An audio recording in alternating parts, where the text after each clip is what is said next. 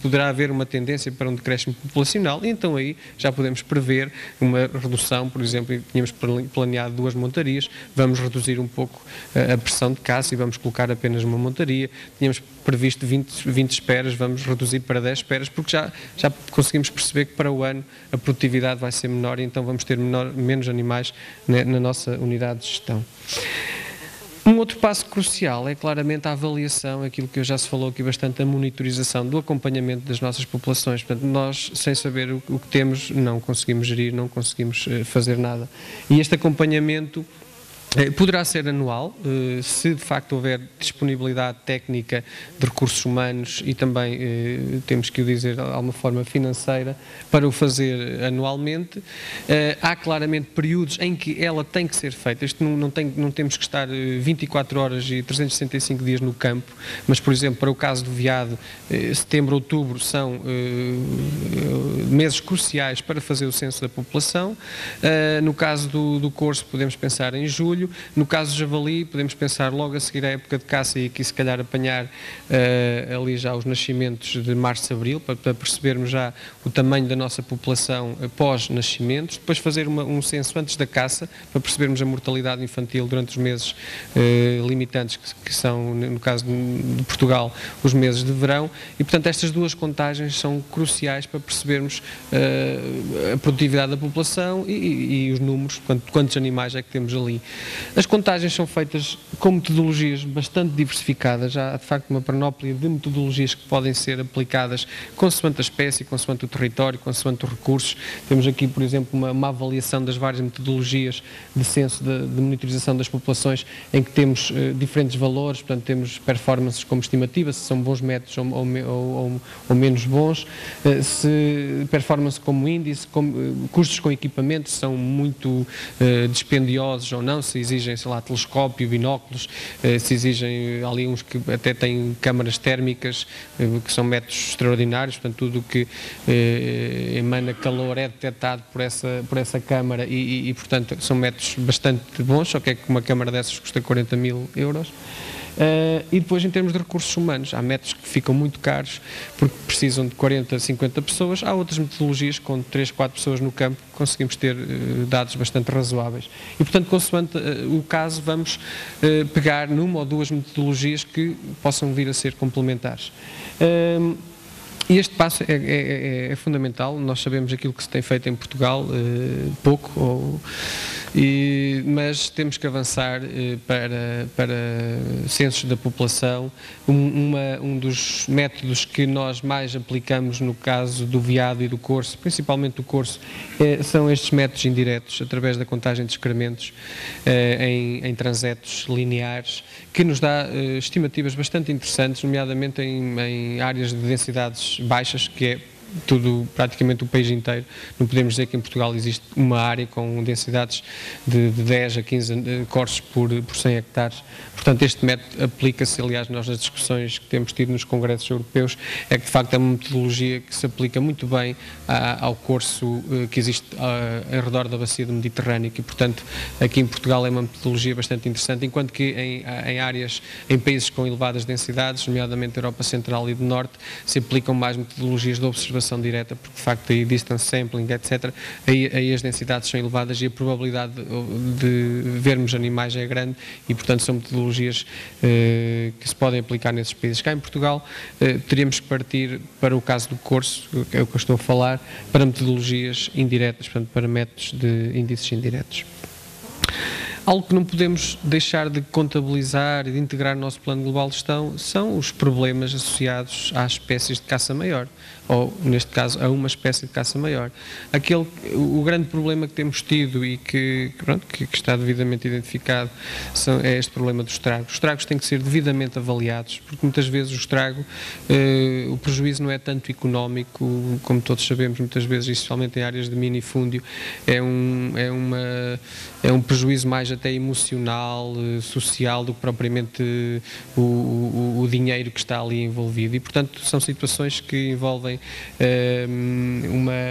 uma abordagem muito própria, porque pode haver grandes revoltas por parte dos agricultores perante uma situação de estragos da agricultura, seja no caso de milho. Portanto, estamos a falar de minifúndio, não estamos a falar daquelas milharadas ou aquelas situações de exploração ou tal rentabilidade económica que pode proporcionar aqui no Alentejo em termos de milho. Estou a falar no minifúndio, portanto, pessoas que colocam o grão, veem todos os dias o crescimento do milho e depois de repente entra ali um animal, seja veado, seja corso ou javali, destrói aquilo tudo. Portanto, e aqui tem havido e temos detectado alguma revolta. No entanto, há que participar também no processo de uma forma séria, quantificar as coisas, no caso, os estragos, como há tabelas, há custos aqui associados, e isso tem que ser contabilizado e tem que ser assumido pela entidade gestora, portanto, pelas entidades gestoras, neste caso aqui, pela estrutura que está por trás do Plano Global de Gestão. E depois integrar, obviamente, que temos situações em que é possível prevenir e praticamente para cada caso vamos ter um processo de prevenção, seja uma cerca elétrica, que até é um método bastante interessante, porque hoje está aqui, amanhã podemos transportar, amanhã, passados uns meses, podemos levar para outro local. Outros requer uma barreira física, seja através de proteções individuais, no caso de povoamentos novos de algumas árvores, no caso de viveiros ou situações, uma vez mais economicamente mais rentáveis, justifica também uma rede fixa temporária ou permanente. Portanto, para cada situação temos que avaliar e ver qual é o melhor processo, o melhor método de prevenção. E aqui, claramente, uma vez mais, uma situação de integração, neste caso, dos agricultores no processo, explicando-lhes também em que é que consiste este Plano Global de Gestão e trazendo-os um pouco também para a mesa para discutir aqui estes aspectos e explicar-lhes os processos. Muitas vezes é mesmo uma situação de desinformação. Um outro condicionamento que temos muitas vezes nestas áreas de implementação de planos globais de gestão, porque normalmente são áreas, portanto, em que há alguma continuidade a habitar, áreas de alguma dimensão, portanto, muitas vezes áreas utilizadas pelo homem para outras atividades que não a caça. Estamos a falar também muitas vezes de áreas classificadas, áreas montanhosas e, portanto, a utilização do espaço é de facto algo que se pratica com frequência nestes locais e há que aqui conciliar todos estes valores naturais, porque as espécies de caça maior também são valores naturais e de importância bastante grande com estas atividades. É possível claramente definir, e isto uma vez mais numa estrutura de plano global de gestão, definir na nossa área áreas de refúgio, áreas mais pequenas de refúgio, de os tais, como os gestores gostam de chamar, áreas santuários, não é? Onde se sabe que ali grande parte dos veados, dos javalis, têm as suas camas, ocorre a reprodução e, portanto, nesses períodos de reprodução, evitar ao máximo a presença do homem nesses locais e para além desta limitação, entre aspas, espacial, haver alguma limitação temporária. Também sabemos que há períodos do ano mais sensíveis e, portanto, nesses períodos do ano, sensibilizar as entidades que normalmente usam estes espaços para não utilizar em pequeno, por exemplo, no caso do corso, principalmente ali o cio em julho e depois a época de nascimentos, abril, maio, e no caso do veado, abril, maio e depois setembro, outubro. Portanto, e nestes meses, que são 4 ou 5 ao longo de 12 meses, evitar a presença humana, nomeadamente de massas com grande pressão humana, em alguns locais, principalmente nesses locais de reprodução ou de nascimento.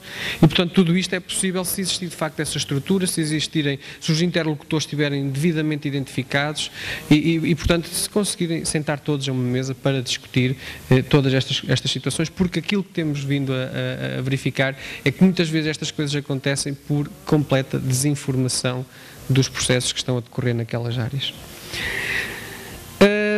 Talvez o objetivo final do Plano Global de Gestão e aquele que mais diz respeito diretamente a quem vem de fora ou de dentro caçar, explorar, é de facto a definição e implementação do plano de caça. Temos que ter a noção dos objetivos do nosso plano de caça, porque o nosso plano de caça, nós podemos fazer um plano de caça para exterminar uma espécie. No Brasil eu estou a participar num trabalho no Paraná, em que o javali é considerado uma espécie exótica e a lei brasileira é muito clara, as espécies exóticas são para exterminar. Portanto, o plano que estamos a fazer no Brasil é para exterminar um animal de uma determinada região. Em Portugal, nem com o javali, nem com o veado, nem com o corso isso vai passar, são espécies autóctones, são espécies da nossa fauna. Aquilo que temos que, obviamente, tentar obter são densidades sustentáveis, isto é, densidades que não sejam de tal maneira elevadas que comecem a interferir, por exemplo, com a agricultura, portanto, manter a população a um nível, o tal nível sustentável. Haver sempre algum crescimento populacional, pode ser uma opção, ou reduzir. Imaginemos, estamos numa situação em que, de facto, a densidade de javali é tal, na nossa unidade de gestão, em que temos que reduzir. Então, aí, o nosso plano de gestão, o nosso plano de abate tem que ser dirigido para a redução populacional. E esse também é perfeitamente possível. Vamos ver à frente um exemplo de como é que isso pode ser feito. A razão entre sexos é uma grande discussão que tem havido. Muitas vezes o Nelson cada vez tenta puxar um pouco por mim sobre o abate ou não de fêmeas de veado. Nós temos que encarar isto a tal globalidade. Nós estamos a gerir uma população que tem 100, 200, 300 mil animais. Nós sabemos que há de facto uma tendência para uma aproximação macho-fêmea, portanto o número de machos portanto, de 1 para 1.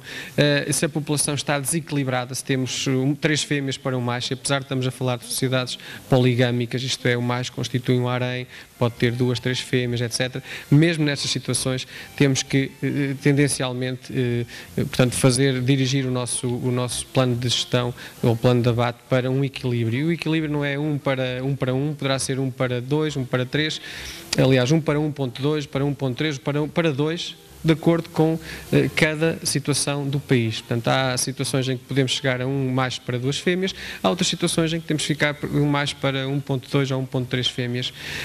Agora não vou estar a generalizar. O abate de fêmeas é também uma medida de gestão, temos processos para o fazer, enquadrados na legislação sem qualquer problema.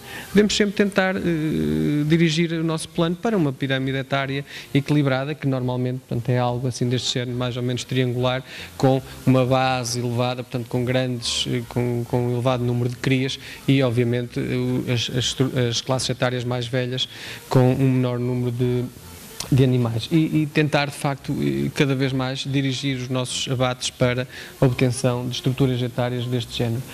Neste mesmo plano de caça vão ser contemplados, vão ser indicados os períodos, os processos e os meios de caça a usar e, portanto, aqui temos, consoante a realidade da nossa unidade de gestão, vamos ter período, portanto, o período, temos a lei que nos diz qual é o período máximo, mas depois podemos ajustar de acordo com a realidade no terreno, sei lá, foi um ano de grande produtividade, temos muitas fêmeas, desconfiamos que aquilo vai dar muitos problemas ao nível de estragos, podemos prolongar um bocadinho mais as nossas montarias, embora seja sempre uma discussão bastante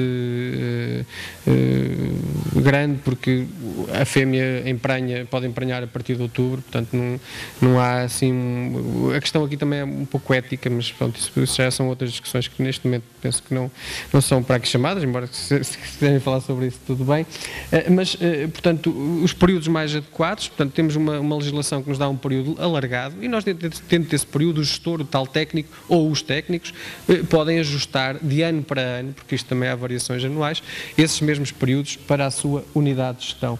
Os processos e meios de caça, obviamente que para algumas situações, e por exemplo para o caso do veado eu privilegio ou tento privilegiar os processos de caça seletivos, nomeadamente a aproximação e a espera, mas também não vem nenhum mal ao mundo se em determinadas situações tivermos que fazer uma montaria ao veado. Não há, portanto, cada realidade tem que ser analisada de uma forma separada e depois, portanto, distribuir estes processos ao longo do ano ou nos períodos que a lei permite. E isto só se consegue com um bom conhecimento da população e o conhecimento não só do número, mas também o conhecimento qualitativo, portanto, quantas fêmeas fêmeas e as diferentes classes etárias. E depois podemos até, dentro deste plano global de gestão, definir critérios para cada processo. Por exemplo, quantas montarias em cada zona de caça, e isto pode ser rotativo ao longo do ano, mas tudo vai depender sempre da localização dos animais, do número de animais que andam em cada zona de caça. Podemos definir áreas máximas para cada montaria. Portanto, dentro deste plano global de gestão, podemos definir toda uma série de critérios que têm que ser assumidos por todas as zonas de caça e, portanto, aqui todos estes critérios com certeza que vêm em direção, ou devem vir em direção à tal densidade sustentável e à tal gestão sustentável de todo este espaço. E depois a definição das cotas de abate. Estas cotas de abate, aqui trouxe um caso hipotético, temos então 8 zonas de caça, não é? Em que poderá haver uma cota mínima de abate para as várias zonas de caça. E depois, de acordo com a densidade de cada animal em cada zona de caça, com a presença, a ausência, porque pode haver zonas de caça que, de facto, a densidade é tão baixa que nem sequer os mínimos se venham a verificar, então aí nesse ano pode pura e simplesmente não caçar aquela espécie e no ano seguinte até já pode caçar 6 ou 7 ou até pode ser aquela que venha a caçar mais, porque obviamente, como todos sabemos, há variações anuais na localização dos animais e tudo isto muitas vezes está relacionado com a própria gestão mais específica que se faz dentro de cada zona de caça e portanto aqui se tivermos uma visão global deste território, da nossa unidade de gestão, com certeza que vamos tentar ter animais um pouco espalhados por toda a nossa zona de caça. Se assim não acontecer, se eles de facto houver um habitat muito propício apenas numa determinada área da nossa unidade de gestão, vamos então aí portanto, ter uma visão um pouco mais diferenciada e, por exemplo, dar algum benefício a outras zonas de caça que não tenham aquele tipo de habitat, portanto, havendo aqui algumas compensações, ou então, trabalhando a longo prazo, fomentar o habitat nessas zonas de caça que aparentemente não têm grande habitat para uma determinada espécie.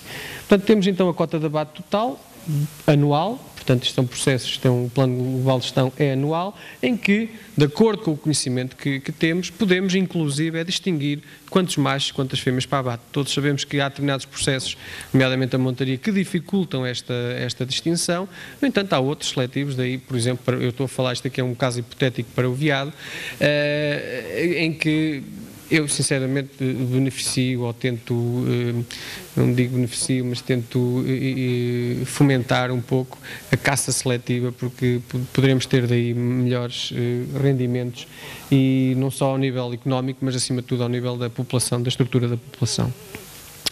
Estes processos, toda a parte de exploração, tem que ser devidamente acompanhada. Os veterinários só há poucos anos é que começaram a aparecer nas montarias, os biólogos também, alguns vão aparecendo. É de facto, e eu muitas vezes nas minhas aulas falo um pouco nisso, nós temos que encarar um animal abatido como uma matéria-prima extraordinária de estudo e é uma pena que em Portugal se abatam tantos animais e poucos ou nenhum são usados para estudos. Eu fiz durante muitos anos análises de javalis, vamos fazendo de veado, de corso vamos apanhando alguns que nos chegam que são encontrados nas estradas, etc. E vamos tendo uma base de dados já bastante interessante em termos de caça maior, em termos de ungulados em Portugal.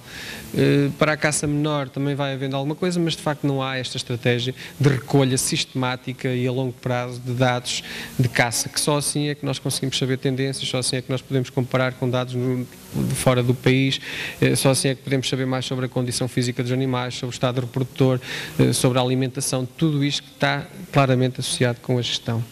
Portanto, quanto aos atos venatórios e à fiscalização, deverá haver uma comunicação prévia da realização de todos os atos cinegéticos a todos os agentes envolvidos, seja a AFN, seja a ICNB, seja a parte se estiver envolvida uma equipa de investigação, seja todas as entidades que fazem parte do Plano Global de Gestão.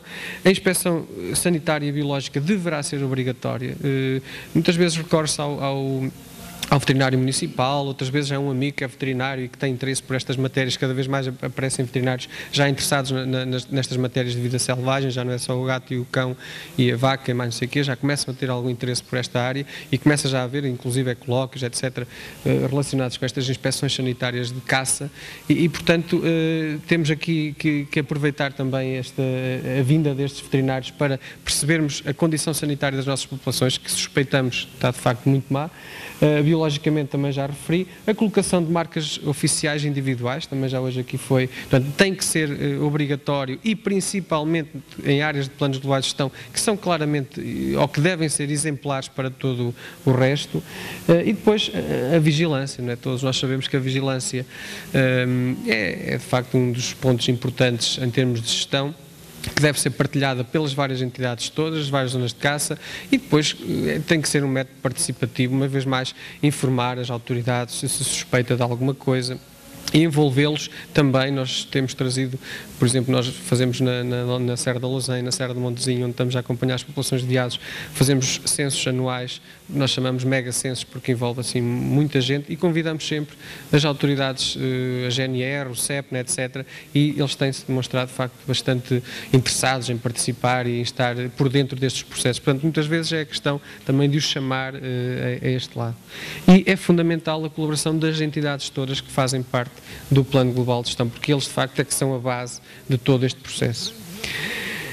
De ano para ano vamos ter que ajustar o nosso plano, porque há alterações em termos de habitat, em termos de produtividade alimentar, portanto a disponibilidade, em termos de produtividade da população e, portanto, obviamente vão ter que ocorrer ajustes, não só ao nível das cotas, ao nível dos processos, ao nível dos períodos. Portanto, tudo isto é um sistema perfeitamente dinâmico, em que temos aqui uma série de entradas e depois a saída vai ser, portanto, definida de acordo com todo o conhecimento que vamos adquirindo ao longo do ano. E como vos digo, não é preciso estar 24 horas no terreno, 365 dias, há de facto períodos em que temos que estar mais intensamente, mais presentes, e depois há outros em que não necessitamos, pelo menos ao nível técnico, de estar tão presentes. Obviamente que, sendo os caçadores, as pessoas do terreno, quem de facto hoje em dia, ao nível dos nossos ecossistemas, são aqueles que estão no terreno e que fazem todo o levantamento, têm todo o conhecimento do que se passa,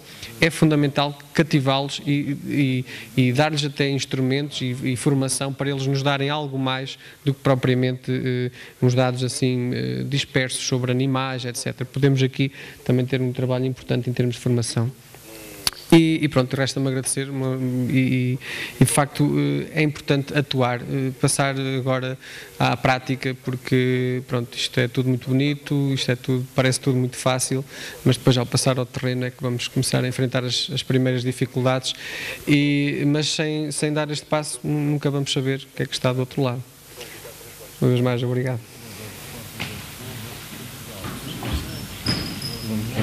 Alguém quer colocar alguma questão? Muito obrigado. A minha pergunta era dirigida ao engenheiro Jorge Humberto, por causa da Lousã. Com a nova alteração, parece que o Estado vai abdicar da gestão das zonas de caça nacional, não é? Está confirmado, já o fez com contenda. O que é que está previsto para a Lousã? Está alguma coisa definida? Não está? Saiu uma portaria, saiu a portaria inicial. Nós tínhamos 3 zonas de caça nacionais no país. Era a Contenda, a Lousã e a Lombada. Portanto, saiu uma primeira portaria em que possibilitava que a transferência desse espaço fosse para autarquias. No caso da Lousã, dado que a zona de caça nacional integra 6 autarquias, aquela portaria não dava enquadramento. Saiu uma alteração a essa portaria que, caso exista por parte das autarquias a iniciativa para fazerem a gestão desse espaço, podem no requerer nos termos em que está definido em portaria. E aí, portanto, é o enquadramento legal que temos da situação. Depende daquilo, se as autarquias vierem ou não a formalizar, portanto, essa intenção junto da Autoridade Florestal. Mas individualmente ou vai haver a divisão dos tais 200? Seria uma gestão conjunta. Portanto, haver uma entidade representada por todas as autarquias, das quais elas integram essa entidade, e fazer uma gestão conjunta desse espaço. Eu diria mais que a Lausanne justificava uma redefinição das figuras de ordenamento, nesta perspectiva da mais-valia dos serviços e de um plano global de gestão. Por razões várias, algumas zonas de caça municipais são geridas por autarquias, que é o caso da Lausanne, e Góis, por exemplo. Portanto, e se aquilo que eu entendo sobre aquele espaço é que, de facto, devia haver uma redefinição dos limites da zona de caça nacional, criar uma unidade única naquele espaço que tivesse integrado essa dimensão e esse potencial para ser desenvolvido nas diferentes vertentes. Mas está sempre dependente, neste momento ainda, portanto, e face ao enquadramento legal que temos, se for formalizada ou não essa intenção da Junta de Administração. E, enfim, isso a portaria se continua, neste momento está em vigor, mas não sei o que é que ocorrerá num futuro próximo. Ora, muito boa tarde. Eu não pretendia fazer uma questão, pretendia falar um bocadinho sobre gestão, se me fosse permitido. Deste não se demora. Não, 1 minuto e meio. Eu chamo-me Ernesto Alves, sou da Figueira da Foz, caçador, pertenço a um pequeno clube de caça, e aquilo que eu queria falar sobre gestão é o seguinte: temos que dividir então a gestão da caça grossa, da caça menor, mas falando no global, o nosso problema de gestão é tratado pelas organizações que deviam tratar delas de uma forma muito suave, que é a palavra mais suave que eu encontro, que é o seguinte: o Sr. Humberto falou que na área dele existem 1000 zonas de caça. Isto significa que possivelmente existem centenas, entre aspas, de gestores de caça. O que é que acontece? Em Portugal nós podemos ter 30 gestores do melhor do mundo, não nos vale nada. Porque na área de minifúndio da qual eu sou, se não houver uma melhoria a nível de quem gera no terreno da caça, nós nunca mais saímos da situação em que estamos.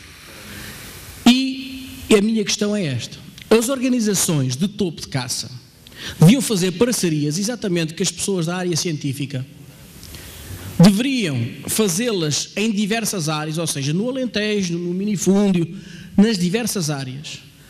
Deveriam depois de arranjar as melhores práticas e passá-las aos seus associados. Porque o meu clube é associado de 2 até dessas organizações de topo.